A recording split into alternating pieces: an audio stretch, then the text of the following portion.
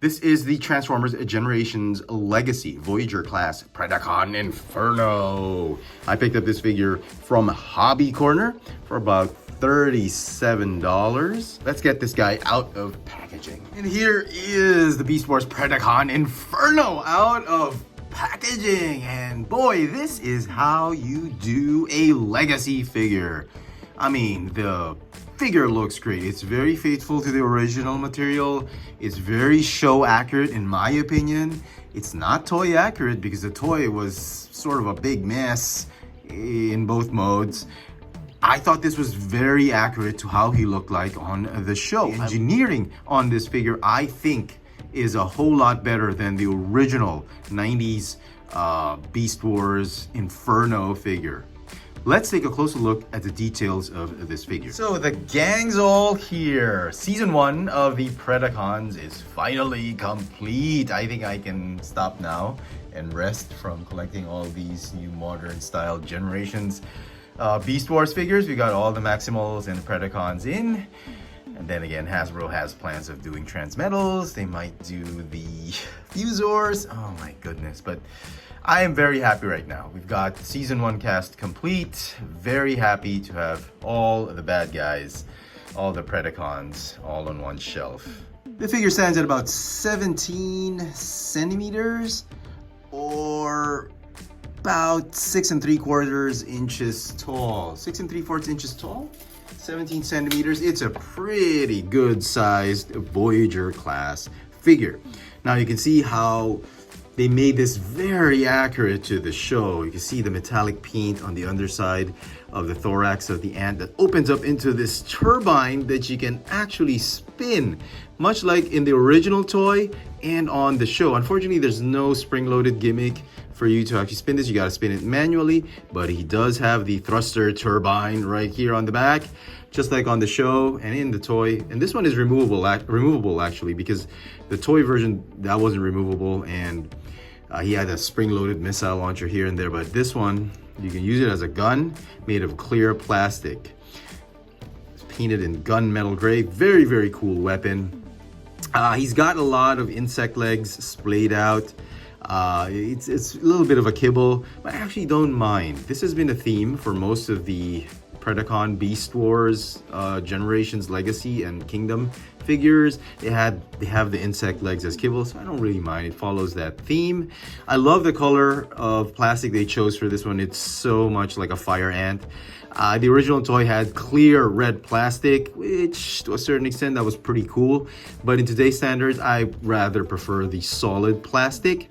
He's got some really nice metallic teal and blue highlights, got clear blue plastic for the ant's eyes, and he's got this really menacing, very imposing head sculpt. Let me give you a close-up look on that if I can. Look at that.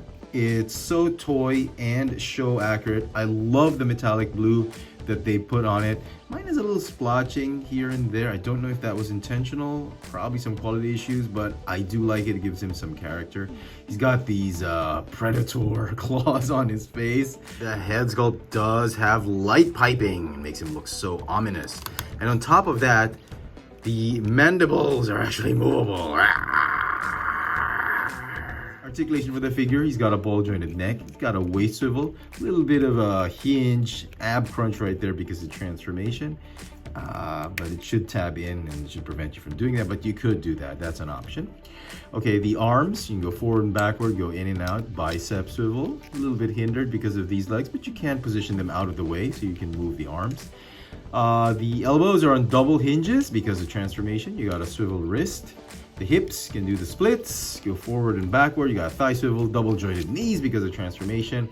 And the feet have the rocker tilt, up and down motion.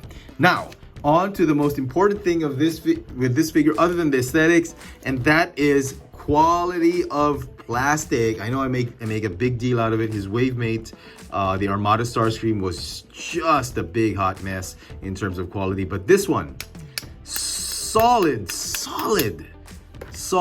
plastic. I love it. Nothing cheap about it. Even the ant head, I thought this was going to be cheap. It's pretty solid. I mean, there's a little hollowness to it, but it's it's got that solidness to it. So I like it. I'm okay with it. I mean, Hasbro, this is how you do a figure, a Voyager class figure for $37. I mean, don't cheap out on the plastic. Look at this. Look how solid that plastic is. That makes me very happy. A little bit of my faith restored in Hasbro's legacy line. I'm hoping that the Armada Starscream is the last of the ultimate cheapness level of plastic that they're using for their figures. So transformation, this is actually pretty fun. I thought the engineering was really nice, way better than the original toy. Okay, so rotate this lower pedal of the turbine, the propeller turbine.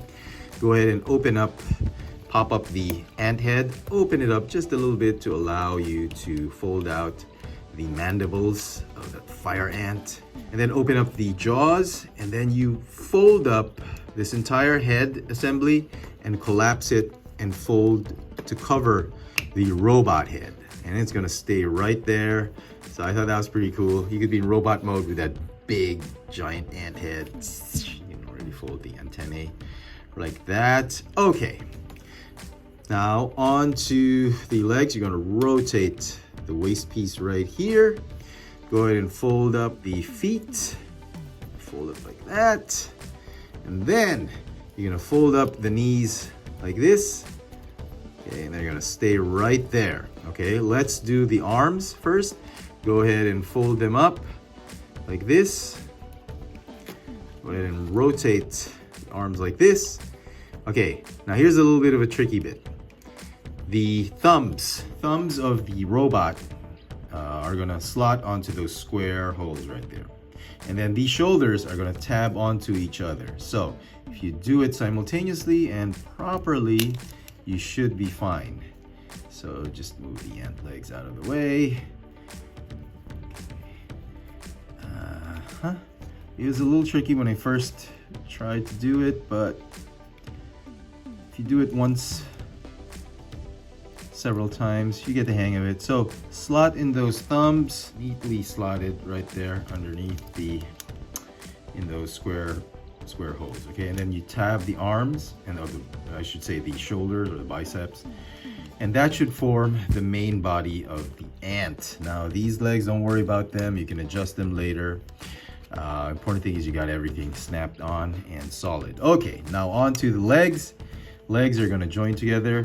A little bit wary about this peg. I mean, it's thick enough, but I think over time it could get brittle, so do be very careful with that. Okay, fold the hips up like this, and then the legs are going to fold back like this. Okay, and then this whole turbine area section, that's going to collapse and form the rear part of the ant. So collapse everything like this. Okay, and the legs are going to nestle inside that rear part, that turbine section of the robot or the ant. So collapse these petals or these flaps right here onto the side pegs of the legs. And then finally this piece right here is going to tab onto these tabs. There are slots right there. Just do it. Slot them in. And it's a solid rear section for the ant. Because if you remember in the original toy, the legs and the arms actually formed part of the legs of the ant, and then the insect legs were just sticking out of those limbs. I thought it was very ugly. But anyway, so you just position the legs like this. He's like a very high standing ant. I thought he would be much lower traditionally, but he's a very tall ant, if you know what I'm saying. So very colorful. I love the colors. I love the whole transformation. This is as good as it gets, folks, in terms of engineering for a fire ant that turns into a robot. A lot of the robot pieces are just tucked in very neatly underneath, and you get a lot of the insect parts. You get to see a lot of the ant parts right here without necessarily being a shell former. Now this piece, the gun, you can plug it in right here, which it doesn't really make sense, so you don't have to. I wish there was a way they could have plugged it right here, like some grooves right there in the thighs. Could have put this here so it's not too obtrusive and not too obvious, but it's okay. So yeah, very, very cool, cute looking fire ant mode. I mean, wow. If you want to see the scale, I have Black Arachnian right here. Man, you can see how big this thing is. He is a huge fire ant. He can easily devour and just eat up this Black Widow. And he's a lot of fun to play with, even in ant mode and in robot mode. Predacons terrorized! So some final thoughts on this new Legacy Predacon Inferno. Man, this is how you do a Legacy figure, Hasbro. You've got not cheap plastic, you got pretty solid plastic quality on a figure, fantastic aesthetics. The figure looks so much like how he did on the show. It kind of looks like the toy in some aspects, but I'm glad they didn't copy the toy, and I'm glad they copied the likeness of the cartoon character. The transformation was absolutely incredible. I think it's one of the finest, one of the better engineered Transformers in the Legacy line.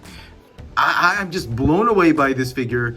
Now I don't feel so bad not having the original Beast Wars Inferno figure, because this one is perhaps the better, more improved version of that figure. I love the articulation. I love the gimmick on the head sculpt. The P-naps are fantastic. The kibble doesn't bother me too much. Both Fire Ant mode and Robot mode are just stellar, and getting from one mode to the other was really very satisfying. It wasn't very annoying. I thought one of the best engineered figures in the line. The figure is going to get a 10 out of 10. Let me know in the comment section what you guys think of this new Transformers Generations Legacy Voyager class Predacon Inferno. Hit that notification bell so you never miss out on any of my latest video reviews. And if it's your first time here, please subscribe. Thank you so much for watching, and until the next review, I'll see you then.